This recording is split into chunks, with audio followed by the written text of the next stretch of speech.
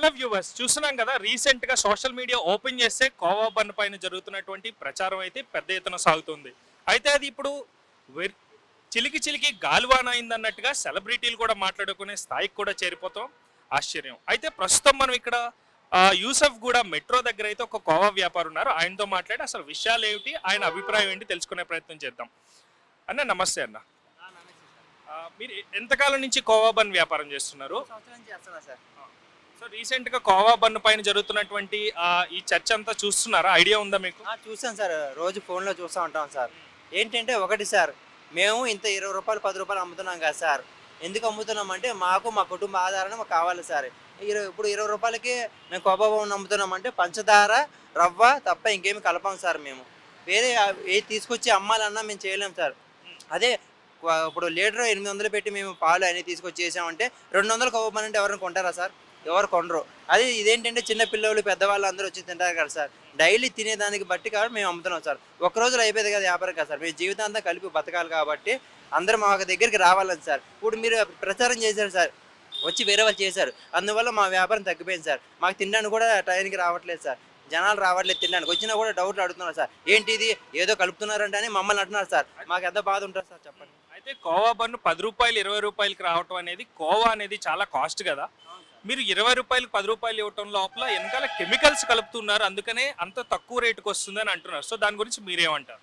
Chemical compounding ఇందులో ఏముండదు sir. ఇదిగో చూడండి సార్, ఇది 2 రోజుల్లో సార్. ఒక రోజు 2 రోజుల కన్నా ఎక్కువ రాదు సార్ ఇది. ఎందుకంటే మన ఊర్లో సంక్రాంతి వచ్చిందనుకో సార్, పండక్కి అరిసెలు ఏ ఒకటి చేసుకుని తింటాం సార్. అది ఒక రోజులో అయిపోయింది కదా సార్. ఒక రోజు 2 రోజులు ఉంటుంది సార్. అలాగే ఇది కూడా సార్ 2 రోజులు 1 రోజులో అయిపోతుంది సార్. అంతే. ఎక్కువ రోజులు చేసుకోవడానికి ఉంటుంది సార్.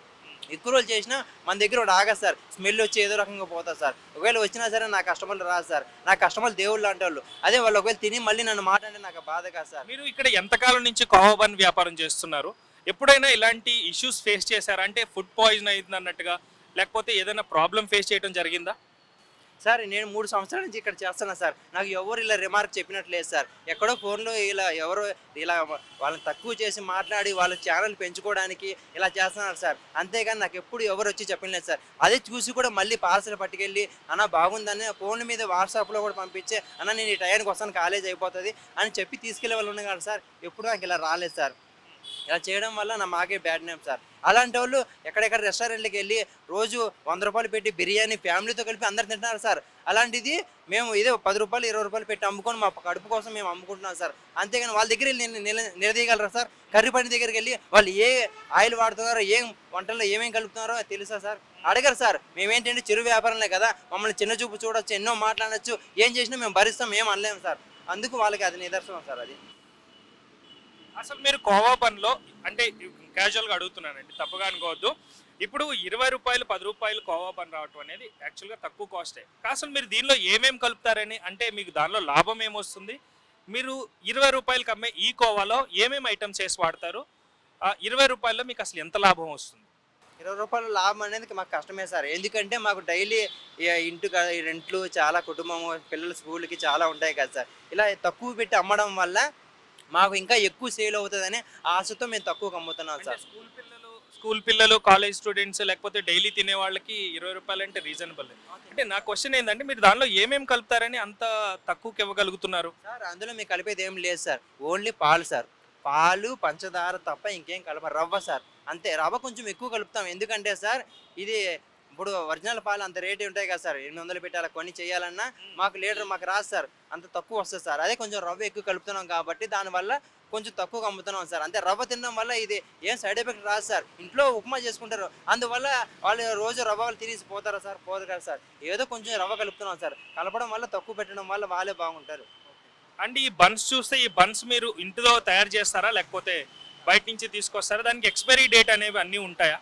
ఇదిగో చూడండి సార్, ఎక్స్పైరీ డేటు. మేమేంటి సార్, ఒక 2 రోజులు 3 రోజుల కల్లా అయిపోతారు. అయిపోయి ఒక రోజు ముందే 2 బండ్లు ఉన్నాయి, కానీ మేము రాత్రికి ఫోన్ చేసి ఇలా పొద్దున్న తీసుకురాను సార్ అని చెప్తే మా పొద్దున్న ఒక 5-10 బండ్లు తీసుకొస్తాం సార్. అది 2-3 రోజుల కల్లా అయిపోతుంది సార్. ఎక్కువ రోజులు ఉన్నాయి. ఇదిగో చూడండి సార్, ఎక్కడ డేట్ ఉండదు, కానీ మాకు మాత్రం డేట్ ఉండదు సార్. మ్యానుఫ్యాక్చర్ డేట్ ఉండదు సార్. ఇదిగో సార్. మేము ఏదైనా సరే అమ్ముతాం సార్. ఇలా చెడు చేసేది కాదు సార్. కొంతమంది ఏంటంటే వాళ్ళ ఇష్టం వచ్చినట్టు ఇష్టారాజ్యంగా అలా మాట్లాడి అందరినీ చెడు చేసి మాలాంటి వాళ్ళని బతకనీయకుండా రోడ్ల మీద వండే కూడా చేస్తున్నారు సార్. ఇలా ఎంతవరకు న్యాయమో మాకు తెలియదు సార్. ఇదే పెద్ద పెద్ద వాళ్ళ దగ్గరికి వెళ్ళి అడగలరు సార్. దమ్ముంది అడగలేరు సార్. ఎవరిని ప్రశ్నించలేరు. ఎందుకంటే వాళ్ళు నిలదీయగలరు, మాట్లాడగలరు. అదే మాలాంటి వాళ్ళని కొట్టినా తిట్టినా మేమేం చేయలేము సార్. ఎందుకంటే మేము రోడ్డు మీద పడి ఉంటాం కాబట్టి సార్. అంటే కేవలం కొంతమంది కక్షపూరితంగా మీ పైన చేస్తున్న దాడి అంటారా మీరు?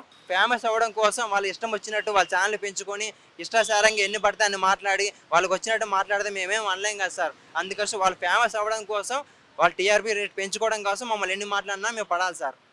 కానీ ఇప్పుడు అది కోవాబన్న విషయం కాస్త ఇప్పుడు సెలబ్రిటీలు మాట్లాడుకుంటూ మత విద్వేషాలకి కూడా రెచ్చగొట్టే విధంగా కూడా తయారైపోయింది. సో దాని గురించి మీరేమంటారు? మన ఇండియాకి వచ్చి ఎవరైనా బతకచ్చు సార్. ఏ మతం వల్లైనా బతకచ్చు. ఇందులో తప్పు లేదు సార్. మన ఇండియా ప్రపంచం అందరినీ గౌరవించేలా చేస్తుంది. మన ఇండియాలోకి వచ్చి ఎవరైనా బతకస్తారు, తప్పు లేదు. అదే వేరే దేశం వెళ్తే మన వాళ్ళు బతకలేదు సార్. ఎందుకంటే మనం గట్టిగా మాట్లాడలేదు, తెలుగు వాళ్ళని తెల్లని చూపు. కానీ మన ప్రపంచం ఏంటంటే ఇండియా ఉంది కాబట్టి మనం ఎక్కడైనా బతకచ్చు సార్. ఈ మతం అనేది వాళ్ళకి వాళ్ళు చిచ్చు పెట్టుకోవడానికి, రెచ్చగొట్టుకోవడం, గొడవలు చేసుకోవడం సార్. అంతేగాని మనకి ఏం లేదు సార్. అయితే ప్రస్తుతం ఈ విషయం కాస్త నారా లోకేష్ గారి వరకు చేరటం, ఆయన ఒక్కసారిగా షాక్ అయ్యి ఇట్లాంటి వాళ్ళకి మనం ప్రత్యేకంగా ఏమన్నా చెయ్యాలి అన్న ఉద్దేశంతో ఆయన కూడా ఒక స్టెప్ ముందుకేసి సాయం చేయడానికి కూడా ముందుకు వస్తున్నారు. సో మీ అభిప్రాయం ఏంటి? ఆ సార్ చెప్పింది కరెక్టే సార్. ఎందుకంటే మాలాంటి చిన్న వాళ్ళకి ఆ పెద్దవాళ్ళు సాయం కూడా చేస్తే మాకు చాలా ముందుకు వెళ్తాం సార్. ఇలాంటి వాళ్ళు ఎవరు సపోర్ట్ లేకుండా మమ్మల్ని చాలా మాట్లాడతారు సార్. ఆ సార్ చేసినదే మాకు చాలా సంతోషం సార్. ఆ సార్కి మేము ఎంత చెప్పినా తక్కువే సార్. ఆ సార్ చెప్పవల్లే మాకు కొంచెం ధైర్యం వచ్చింది సార్. మేము మాది ఒకటే కాదు సార్, చాలామంది వన్ను వ్యాపారం చేసి అమ్ముకుంటున్నాం సార్. ఇలాంటి వాళ్ళకి ఆ సార్ మాకు ఆదర్శంగా ధైర్యంగా నిలబడినందుకు మాకు చాలా సంతోషంగా ఉంది సార్. ఒకవేళ మీకు ఏమైనా సాయం కావాల్సి వస్తే ఎలాంటి సాయం కావాలని కోరుకుంటున్నారు? అంటే ఐ మీన్ ఏదైనా షాప్స్ కావాలా, లేకపోతే ఏమైనా రికగ్నిషన్సా?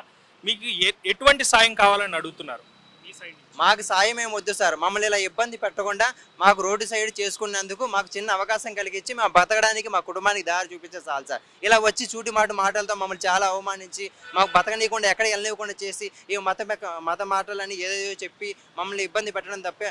వారం రోజులు మా ఫ్రెండ్ వేరే బండి అమ్మే వ్యాపారం రూమ్లో ఉన్నాడు సార్. తనకి తినడానికి ఎవరైనా ఇచ్చి సాయం చేస్తారు సార్? సాయం చేయరు. తన కుటుంబం తనే భరించాలి. తను ఒక్కడే కుటుంబానికి ఆదర్శం. తను పోతే ఎవరు చూసుకుంటారు సార్? అలాగే మా కుటుంబానికి చిరు వ్యాపారం ఎవరు ఏ ఇబ్బంది పెట్టకుండా తనకి ఏమైనా సాయం కావాలంటే ఇలా సారులు ఎవరొకరు సాయం చేస్తే సంతోషం సార్. సో నారా లోకేష్ గారు తీసుకున్నటువంటి ఈ ఇనిషియేషన్ ఏదైతే ఉందో దాని గురించి మీరు ఏమంటారు?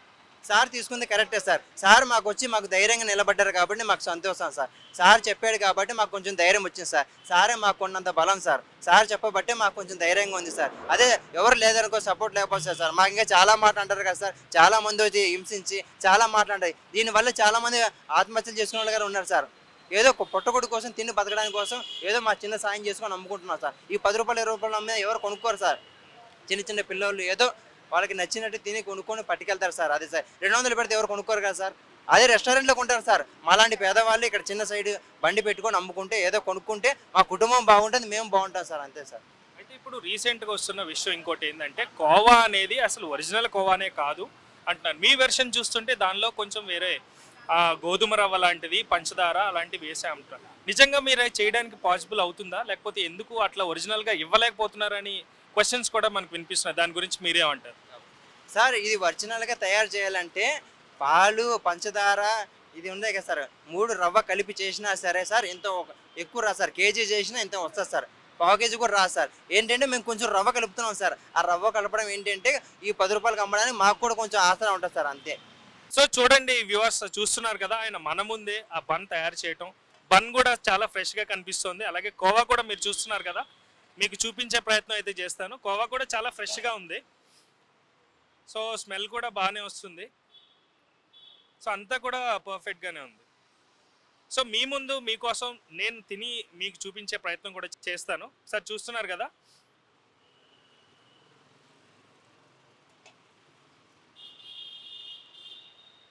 కోవా మనం ఏదైతే పెద్ద షాప్స్లో తింటామో అంత టేస్ట్ ఎక్స్పెక్ట్ చేయకపోయినా ఆయన చెప్పిన విధంగా కూడా ఆ ఫ్లేవర్ని తగ్గకుండా కూడా పాలు, గోధుమ రవ్వ, పంచదార వేసి తయారు చేసినటువంటి ఈ కోవా ఫ్లేవర్ అయితే వస్తుంది. ఈ కోవా బన్లో ఎటువంటి కెమికల్స్ కలపలేదంటూ కూడా ఆయన 1కి 4 సార్లు కూడా చెప్తున్నాడు. ఎటువంటి ఆరోగ్య ఇబ్బందులు రావు అంటూ కూడా ధీమాగా చెప్తూ ఉన్నాడు. సో చూస్తున్నారు కదా మీ ముందు నేను లైవ్లో కోవా బన్ తినటం కూడా మీరు చూస్తుండొచ్చు.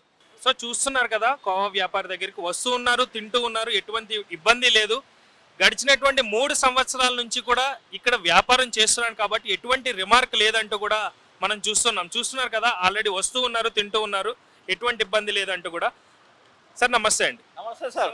కోవా బన్ ఎప్పటి నుంచి తింటున్నారు? నేను 1 ఇయర్ నుంచి తింటున్నా సార్. ఓకే. ఎక్కడైనా ఒక చిన్న విషయం జరిగిన తర్వాత అది ఒక్కొక్కసారి పొరపాటుగా జరుగుతుంది. సో దాన్ని తీసుకొచ్చి మొత్తం అందరి కోవా బండ్ల వ్యాపారి పైన వేసి రుద్దటం అనేది ఎంతవరకు కరెక్ట్ అని అంటారు? అది కరెక్ట్ సార్. ఎందుకంటే కొంతమంది బతుకుతున్నారు కదా సార్, దాని మీద బతుకుతున్నారు, జీవనాధారం అట్లా.